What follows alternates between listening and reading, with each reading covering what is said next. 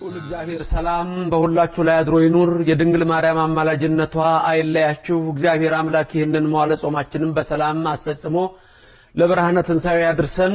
አሁን የምንመለከተው ሁለተኛው ሳምንት ቅድስት ተብሎ የሚጠራውን ይሆናል። በዚህ ቀን እግዚአብሔር አምላክ እነሆ ቅዱስ አምላክ ነውና እኛም ቅዱስ እንድንሆን ቅዱሳን እንድንሆን ይፈልጋል። ሁሉም የተቀደሰ ሕይወት እንዲኖር ይሻል። ስለዚህ እግዚአብሔር ቅዱስ ነው። እኛም እሱን መስለን በሮሜ 8:28 እንደተጻፈ የልጁን መልክ እንዲመስሉ አስቀድሞ ወሰነ ይላልና እግዚአብሔር አምላክ በቅድስና ሕይወት ሁላችን እንዲመራን የሱ ቅዱስ ፈቃድ ይሁን። ሌላው ግን በዚህ ጊዜ ቅድስት ተብሎ በሚታወቀው ሳምንት ውስጥ የምናስበው ምንድነው ስንል ሰንበትን ነው። እግዚአብሔር አምላክ ሰንበትን እንደቀደሳት ሰንበትን ቀድሶ ለኛ ቅድስት አድርጎ እንደሰጠን የሚያሳይ ነው። ሰንበት ስናከብር ሁለት ሰንበት እናከብራለን በኦርቶዶክስ ተዋሕዶ ቤተክርስቲያን። አንደኛ ቀዳሚት ሰንበት፣ ሁለተኛ ሰንበተ ክርስቲያን የክርስቲያን ሰንበት። ቀዳሚት ሰንበት የተባለችው የቷ ናት? ቅዳሜ ነው። ለምሳሌ ውዳሴ ማርያም በመደግሙበት ሰዓት ውዳሴ ለእግዝእትነ ማርያም ድንግል ወላዲተ አምላክ ዘይትነበብ በዕለተ ቀዳሚት ሰንበት ይላል። እንግዲህ የቀዳሚት ሰንበት ይላል። የቀደመች ሰንበት የአይሁድ ሰንበት ወይም በብሉይ ዘመን የምትከበር ሰንበት ሁሉም ሰው ሊያከብራት የምትገባ ሰንበት ያቺ ቀዳሜ። ዘፍጥረት 2:3 ላይ እንዲህ ይላል፣ እግዚአብሔር አምላክ ሁሉን በ6 ቀን ከፈጠረ በኋላ በሰባተኛው ቀን አረፈ። የሰባተኛውን ቀን ቀደሰው፣ አከበረው፣ ሰንበት አለው።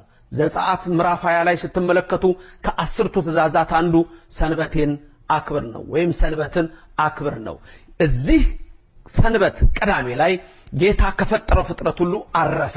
ለምን አረፈ? ደክሞት በፍጹም አይስማማውም። ለስም አጠራሩ ክብር ምስጋና ይግባው።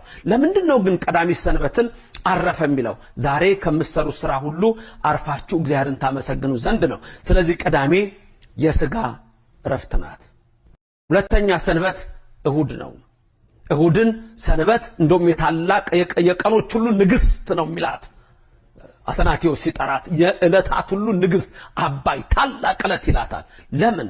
በዚህ ቀን ደግሞ ነፍሳችን ያ ዓለምን በ6 ቀን ፈጥሮ በሰባተኛው ቀን ያረፈው የሁሉ ፈጣሪ እግዚአብሔር ዓለምን ለማዳን በመጀመሪያው ትምህርት ዘወረደ ላይ እንዳየነው ወርዶ ወደዚህ መጥቶ ነፍሳችንን በዕለተ ሰንበት እሁድ አሳረፋት።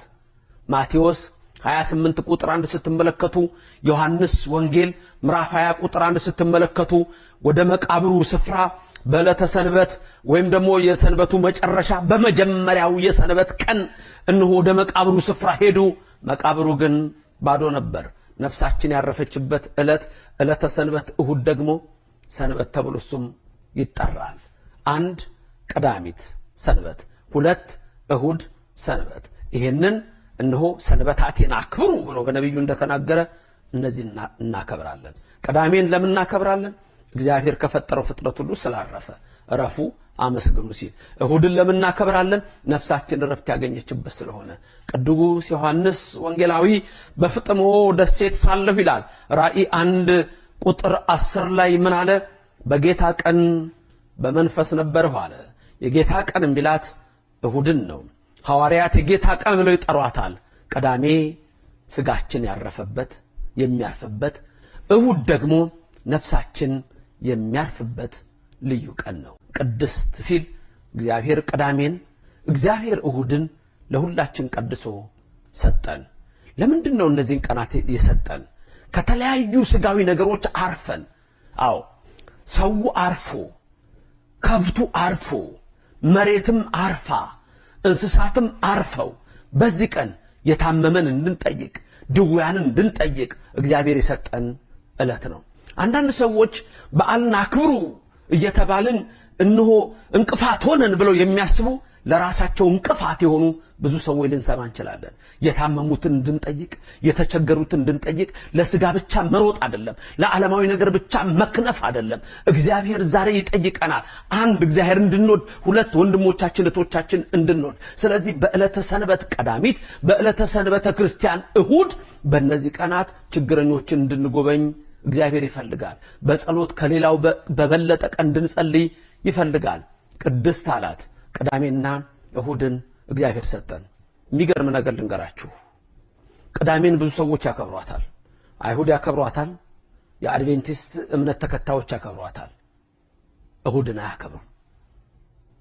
እሁድን ደግሞ ካቶሊኮች ያከብራሉ፣ ፕሮቴስታንቶች ያከብራሉ። ቅዳሜን ግን አያከብሯትም። ብቸኛ ቤተክርስቲያን በዓለም ላይ የኢትዮጵያ ኦርቶዶክስ ተዋሕዶ ቤተክርስቲያን፣ ይቺ ቤተክርስቲያን ግን ቅዳሜን ታከብራለች፣ እግዚአብሔር ቀድሷታልና። እሁድን ታከብራለች፣ እግዚአብሔር ከሞት ተነስቶባታልና። ይህ የኛ ጸጋ ነው። ቅዱስ ነኝና ቅዱሳን ሁኑ። ሰንበታቱን ቅዱስ የሰጠን እኛ በእነዚህ ቀናት እንድንቀደስ ነው። ክብር ምስጋና ለሁሉን ለሚችል ለእግዚአብሔር ይሁን። እግዚአብሔር